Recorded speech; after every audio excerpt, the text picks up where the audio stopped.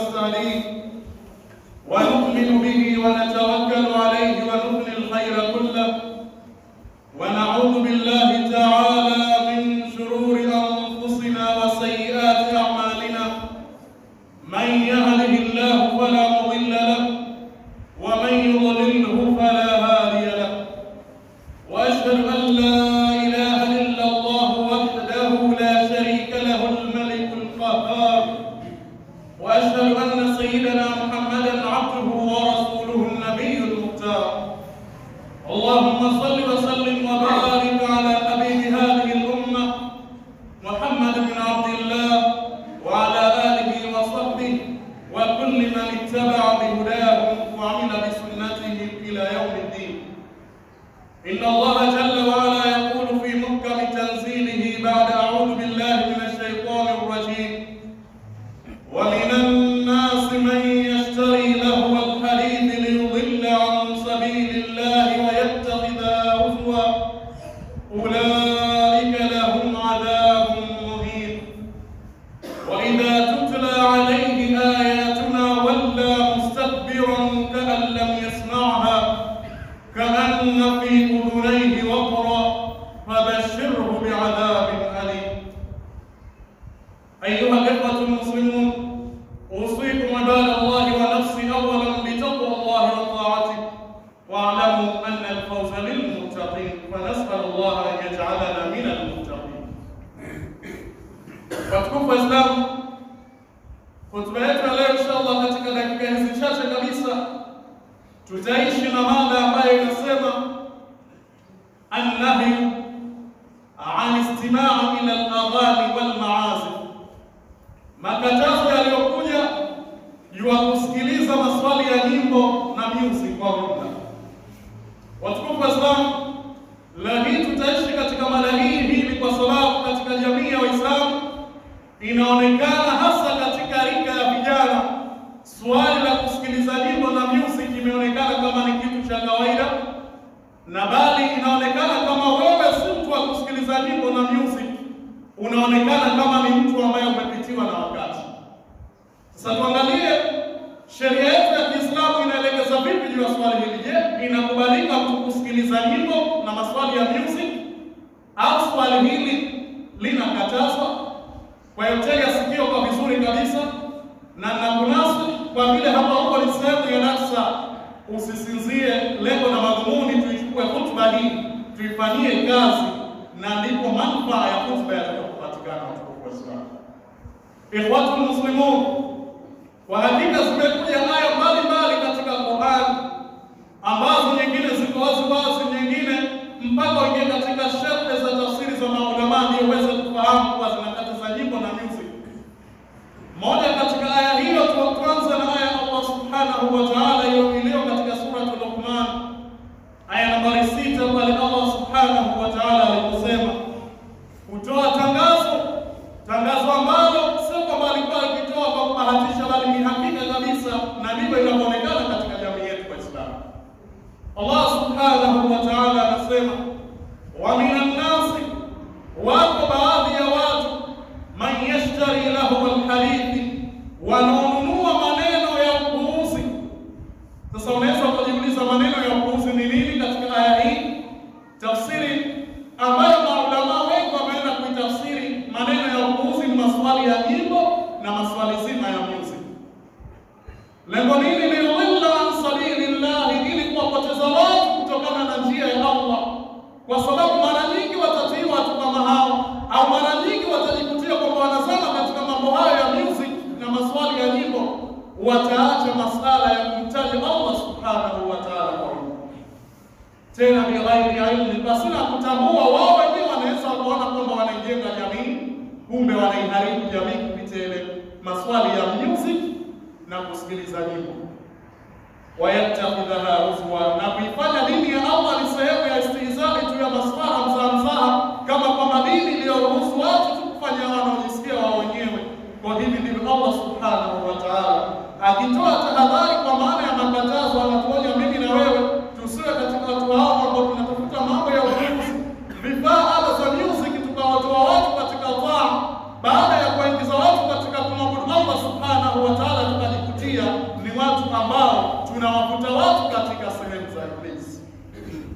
Tena Allah subhanahu wa ta'ala anamalizia kwa kusema ulaika, watu kama hao, lahum adhabun muhin, watapata adhabu ya kudhalilisha kabisa.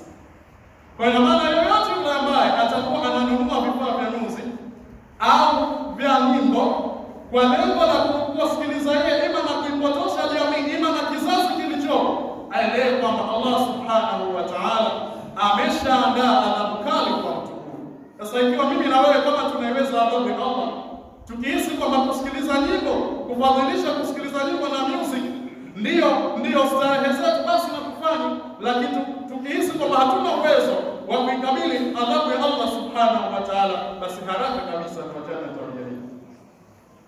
Ikhwatul muslimun, miongoni mwa aya hizo pia Allah subhanahu wa ta'ala anasema katika aya za mwisho suratul Najm, afamin hadha alhadithi ta'jabun wa tadhakuna wa la tabkun wa antum sami'un. Allah subhanahu wa ta'ala anashangaa, hivi kutokana na mazungumzo haya ya Qur'ani ndio mnaajabika, mnayaona ya ajabu kabisa, kwa sababu yamekuzuilieni yale ambayo Allah hayapendi. Watadhakuna, tena mnacheka, wala tabkuna, wala hamli, mko kwenye ladha zenu, batili zenu, mnacheka wala hamli, wa antum samilun, na hali ya kuwa nyinyi mmeghafilika. Sasa katika tafsiri ya neno samilun, mmoja katika wafasiri wa Qur'an anatuambia kupitia neno hili, mmoja Muhammad ibn al-Hanafi anasema neno hili samilun, anasema huwa al-ghinamu, ni nyimbo, bilugha al-umayya au umia, kwa lugha ya umayya. Kwa maana kwamba nyinyi mnacheka mkiwa katika starehe zenu za msanii fulani, mnamsikiliza, mnaenjoy kabisa, mnafurahi, na mtu anajiona kama kwamba yuko peponi, lakini katika Qur'ani hamna habari nayo kabisa. Mnacheka, mnahisi kama maneno ya kipuzi, lakini wasanii wenu, ya wanadamu wenzenu, ya nyimbo inakufanya wewe unalia, unakosa usingizi, unahuzunika. Allah subhanahu wa ta'ala katika aya hii pia anatuasa sisi kwamba tuachane na swala zima la kushughulikia lengo ikhwatul muslimun.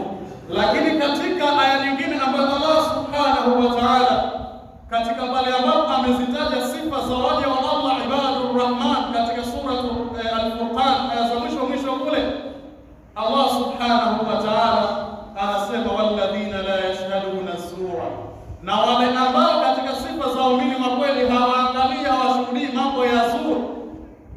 Tutaona pia katika wafasiri wa Qur'an wanasema az-zuru huna al-ghina. Zuru hapo maana yake inakusudiwa ni nyimbo na maswali ya music na mambo mbalimbali ya ladha inayohusu. Walladhina la yashhaduna az-zura wa idha marru bil-lagwi, na ukipita kwenye mambo ya kipuuzi, marru kirama, upita kwa amani kabisa. Mimi na wewe, je, tukipita kwenye sehemu inayopigwa ala za music, tunapita kwa amani, tunapita tunaenda zetu na safari zetu, au tunaenda tunasikiliza? Au mimi na wewe ndio tunaenda ambao pengine tunanunua headphone, tunaenda kwenye masikio yetu ili tuweze kusikiliza vizuri, tuenjoy vizuri? Kwa Allah subhanahu wa ta'ala katika sifa za waja wema, moja kwa moja hawana tabia ya kusikiliza mambo ya upuuzi kama swali zima la nyimbo ambao ndio maudhui yetu leo kwa watu wa Islam. Ikhwatul muslimun, lakini vile vile kwa upande wa hadithi ni nyingi mno, tutaishi na baadhi ya hadithi za Mtume sallallahu alaihi wasallam.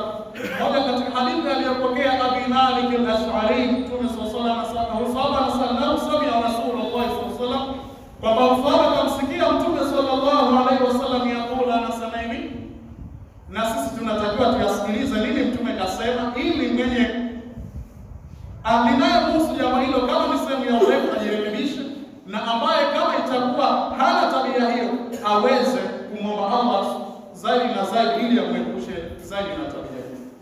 Mtume sallallahu alaihi wasallam anasema la yakunanna fi ummati, wallahi watakuja kwetu watu katika umati wangu, la yakunanna fi ummati aqwam, watakuja kwetu katika umati wangu watu. Wakati ule Mtume sallallahu alaihi wasallam anazungumza haya bado hayapo. Sasa tutaona mimi na wewe kama Mtume alikuwa anazungumza kweli, ima anabahatisha. Yastahilluna al-hirra, wanahalalisha zina, ndio maana hirra hapa. Wal-harira, na vazi la hariri ambalo wamekataza sasa kwa wanaume. Wal-khamra, na ulevi. Wal-maazif, na maswali zima, maswali ya music na nyimbo. watahadharisha. Tena wanaweza kuita majina mbalimbali, majina mazuri mbalimbali, hayana tatizo, nyimbo zinaelimisha jamii hivi na hivi, yani ile batili wataifagilia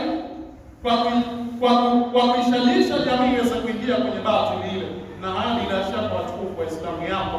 Na yakisha dhihiri haya, kuna hadithi ambayo Mtume sallallahu alaihi wasallam kuna kitu kitakuja baadaye, jambo ambalo tutaona kwamba sio jambo la kawaida, ingawa wengi tunahisi kama ni jambo la kawaida. Kwa naswa zetu zaidi tunazielekeza kwa vijana, bali si vijana, hata na wanawake. Wengi wao, majumba mengi ya Waislamu, tumebakia Waislamu jina tu, 24 magoma, music, nyimbo. Tukikosa kusikiliza mtu mwenyewe anaimba, na pengine kamsikia msanii fulani kwa na yeye anaimba. Na tukizungumza swali la nyimbo, tunaingiza mpaka ngoma za minanda, kwa sababu hakuna kasida za minanda, ila kuna ngoma za minanda ambazo zimeonekana katika nchi hii ya Waislamu kama ni kitu cha kuona, na iwapo utazisemea unaonekana kama ni mtu ambaye umepitwa na wakati. Lakini Qur'ani haya yote inayakataza. Ala za music, iwe ngoma za minanda, iwe zumari, iwe nyimbo zenyewe, hizi zote Qur'ani haiyataki masala haya, kwa sababu yanaleta ufisadi na maharibifu na mporoko ambao unakuwa mbaya kabisa katika jamii ya Waislamu. Kwa Muslimu, na ndio maana Ibn Abbas kwamba Mtume sallallahu alaihi wasallam anasema al-ghina'u yumbitu an-nifaqa. Hizi nyimbo hizi huwa zinaotesha unafiki fil qalbi, kwenye moyo, kama yumbitu al-ma'u zar'a, kama yale maji yanaotesha mmea. Mithili ya mvua ikija, mmea unapoimarika, unapoota, ndivyo nyimbo hivi vinavyootesha unafiki kwenye moyo wa yule ambaye anapenda kusikiliza, ima anapenda kuzishughulikia na kuzisharikia. Na hili liko wazi. Angalia watu ambao mara nyingi wanashughulikia maswali ya nyimbo na music, ndani ya nafsi zao au wao wenyewe wanakuwa na elementi za unafiki ndani yake, jambo ambalo unafiki nao umeandaliwa adhabu ya chini kabisa, watukufu wa Islamu. Kwa tunatarajia kwamba yawezekana baadhi yetu, ikiwa ilikuwa hatujui ubaya wa kusikiliza nyimbo, ni wa kushughulikia nyimbo pamoja na wasanii na matawuti wengine ambao wanaipotosha jamii, lakini tunatarajia baada ya kutoka ndani ya msikiti huu tutakuwa pia ni wajumbe kwa wale ambao hawakuhudhuria kwenye msikiti huu. Na kwa sababu Mtume sallallahu alaihi wasallam alikuwa sana, wewe uliyekuwepo hapa uwe ni mjumbe mzuri wa kufikisha kile ambacho kina manufaa, kitaitengeneza jamii kwa aina moja na nyingine. Watu wa Islamu, kwa Muslimu. Lakini vile vile mmoja katika wanachuoni anasema, qala Yazid ibn al-Walid, mmoja katika wanachuoni anasema, iyyakum wal ghina, jamani, jiepusheni na nyimbo, jiepusheni na nyimbo na kusikiliza nyimbo, ikiwemo minanda. Kwa Mtume sallallahu alaihi wasallam anasema, fa innahu, hakika au mambo yalivyo, yanqusul haya, hizi nyimbo huwa zinapunguza haya. Na angalia watu wenye kupenda kusikiliza music na kuimba nyimbo, mara nyingi hawana haya. Anaweza kucheza mbele za watu, anaweza kucheza mbele ya mzee wake, anaweza kuimba nyimbo matusi, hajali kwa sababu hana haya. Na Mtume sallallahu alaihi wasallam katika hadithi katwambia, illa tastahi, kama huna haya, ifal ma shita, fanya unavyotaka.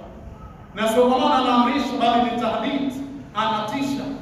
Kwa maana kwamba mtu ambaye anatumikia maswali ya nyimbo inakuwa hana haya. Haidhuru kwamba watu wanaweza wakamsifu, wakamuona kijana mzuri, mashallah, anajiba sarakasi, inapigwa na ngoma, anacheza, lakini kwa Allah anakuwa hana haya. Lakini wayazidi shahawa, na hizi nyimbo kwa zinazilisha matamanio, na hilo sote bila shaka ni mashahidi namna gani mtu anavyosikiliza nyimbo, hasa ya mwanamke pengine zuchu na mengineo, na namna gani anavyoathirika, na mwisho wa siku na unapokuta kwamba yeye katika jamii anafanya mambo ambayo huwezi utayaamini, kumbe tunalimu wake si ndivyo anafundisha au dayati. Lakini wayahdimu muru'ata, na zinavuruga muru'a au ustaarabu wa mtu, nidhamu ya mtu, muonekano wa mtu, kwa sababu kwa lazima naye tabia ishabishe na wale wasanii. Wa innahu la yanubu anil khamri, na hizi nyimbo zinakuwa zinakaa niaba wa ulevi. Mara nyingi watu wanaoshabikia mambo haya ya nyimbo na music wanakuwa na walevi, na kama si walevi basi wakati wote wanaweza kuingia katika ulevi. Wayafalu ma yafalu sakarat, na wenda mtu akafanya yale ambayo anafanya ulevi. Watukufu wa Islam, ala kulli hali, swali la kusikiliza nyimbo na music si swali zuri, bali miongoni mwa tabia ambayo mbovu Uislamu hauitaki na kwa sababu kila lililokatazwa katika Uislamu, basi mjue Allah subhanahu wa ta'ala amelikataza kwa sababu kuna maslahi kwetu. Kama tutakubali kila anavyoelekeza na tukihisi kwamba tutafuata vitu tunavyovitaka, basi tuelewe kutakuwa kuna hasara kubwa watu wa Uislamu. Ikhwatul muslimun, katika kuangalia kauli za maulama juu ya hukumu ya kusikiliza nyimbo pamoja na music wanasemaje, na hasa tutaangalia zaidi maulama wa al-madhahib al-arba'a, madhhabi manne ambayo tunategemea zaidi katika fiqh. Kwanza tuangalie Abu Hanifa. Abu Hanifa anasemaje? Anasema al-istima'u ila al-aghani fisqun. Wazi kabisa, kusikiliza nyimbo ni ufasik, kwa lugha yetu ni uhuni, na uhuni wenyewe mbaya itakuwa unafanyia Allah subhanahu wa ta'ala.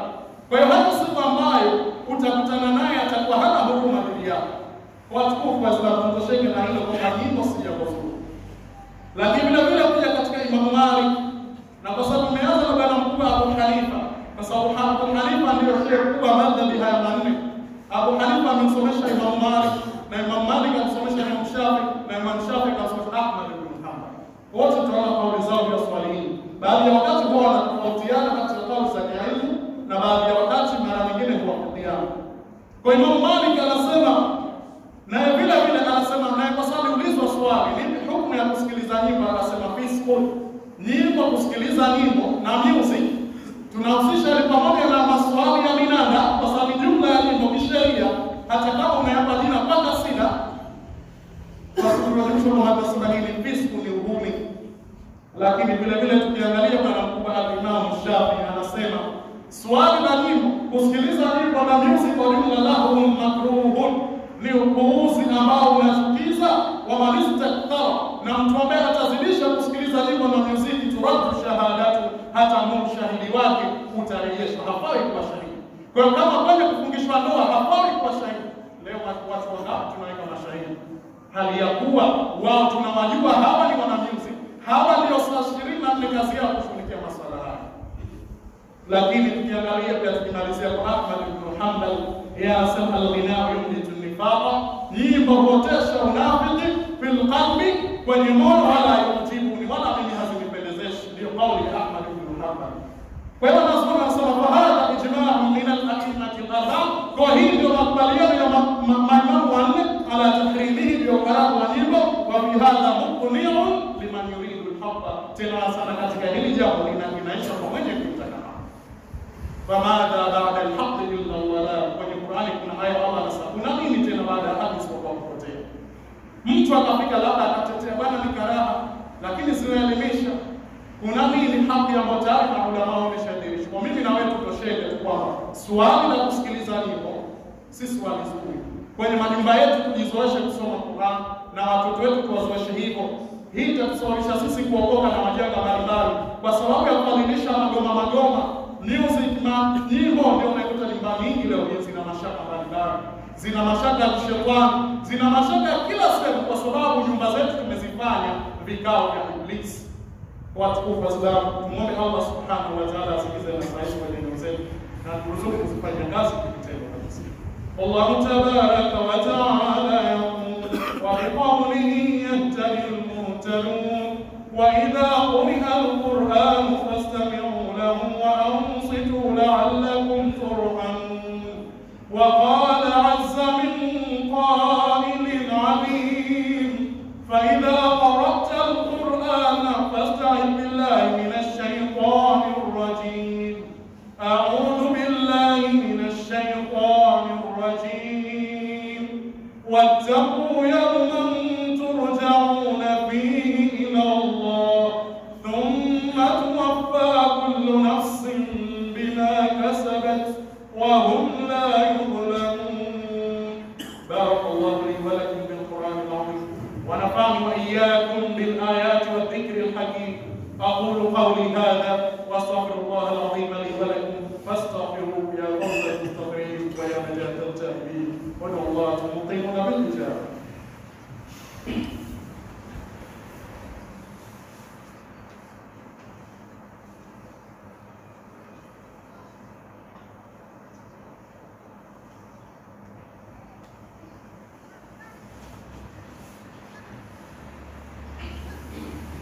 الحمد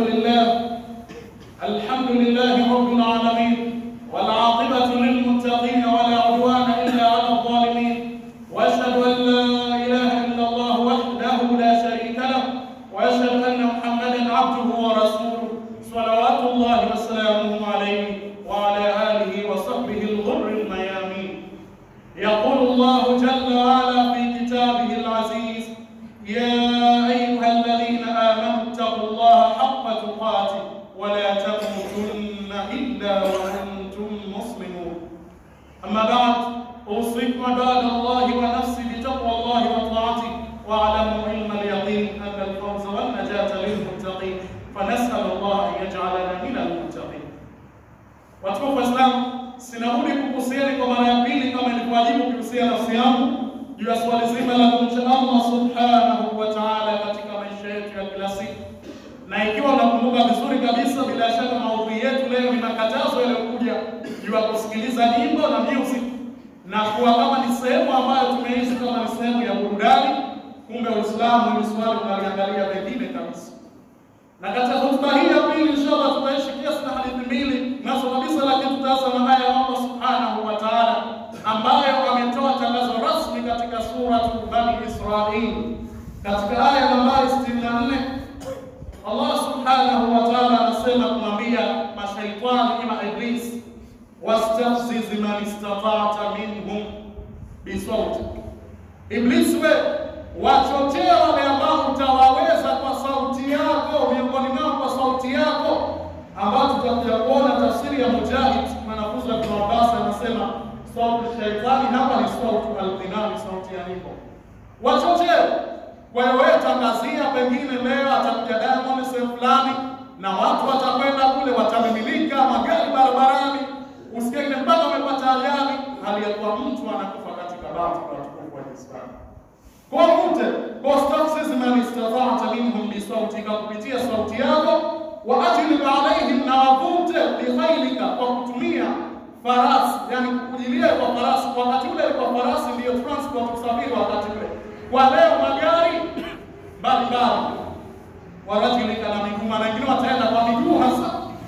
Washarikuhum fil amwal, tena shirikiana nao katika kutafuta mali tu, wataiacha akhera wal auladi, na watoto waidu na ahili ya hadi za uongo. Lakini tu waelewe, wa mayaduhum shaytan illa ghurura, hakuna anachoahidi shaytani isipokuwa ni hadatu. Kwa mimi na wewe Allah ameshatoa tangazo rasmi. Iblis kaambiwa atuvute, na naam, kazi hii anaifanya namna tunavyotumia nafsi zetu, mali zetu kuitikia wito wa Iblis. Yawezekana watu kiwatangazia hapa sekondari uwanja wa kuchali utakuwepo mhadhara, watakuja wachache kabisa, lakini tangaza anakuja Zuchu, tangaza anakuja Diamond, au anakuja pengine msanii yoyote, uone namna watu watakapojazana. Watu wanataka kuuana kwa ajili tu ya kupata watu.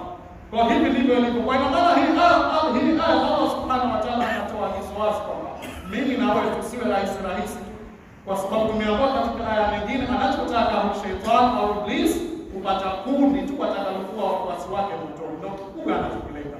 Kwa tukufu wa Islam, lazima tuishi duniani tukielewa kwamba kuna siku tutakufa, kwa tunahitaji kufanya yale maamrisho yote ya Allah subhanahu wa ta'ala. Ikhwatu muslimun, tukimalizia na hadithi ya mwisho, Mtume sallallahu alaihi wasallam anasema: la yashrabanna unasun, wallahi watakuja kunywa watu min ummati, katika umati wangu, al-khamra, ulevi, yusammunaha bighairi ismiha, watawita jina lisilo kwa jina lake. Wataupachika majina mazuri, kuna ulevi halali, kuna ulevi hamna tatizo. Na Mtume sallallahu alaihi wasallam anasema kullu muskirin khamr, kila chenye kulevya ni ulevi, wa kullu khamrin haram, na kila ulevi ni haram. Na katika hadithi nyingine pia Mtume sallallahu alaihi wasallam, watu watatu hata waangalia Allah subhanahu wa ta'ala siku ya kiyama. Mmoja ni samudi minul khamri, yule ambaye kafa hali ya kuwa amedumisha kunywa ulevi bila toba, kwamba ndio kazi yake. Kwa hiyo watukufu wa Islam, hii ni mambo maalum ambayo ya ulevi, lakini kwa sababu Mtume sallallahu alaihi wasallam ameigusa katika hadithi, kwa sababu ya watu wenye kushabikia nyimbo na music mara nyingi katika swali la ulevi ndiko wanapoingia. Kwa Mtume sallallahu alaihi wasallam anasema ikifikia hali hii, yuzafu ala ruusihim, watakuja kuangamizwa kwenye vichwa vyao ni maasi, kwa sababu pia ya kupenda music, maswali ya nyimbo mizaniati na wanawake wa ibada. Inna lillahi wa inna ilaihi raji'un. Tunayaona haya leo katika mitandao ya kijamii, namna ndugu zetu wanawake kwa kuanzisha kisingizio madrasa mbalimbali za minanda wakajiona kama wanafundisha Uislamu, na wengine wake wa watu, mtu anajibura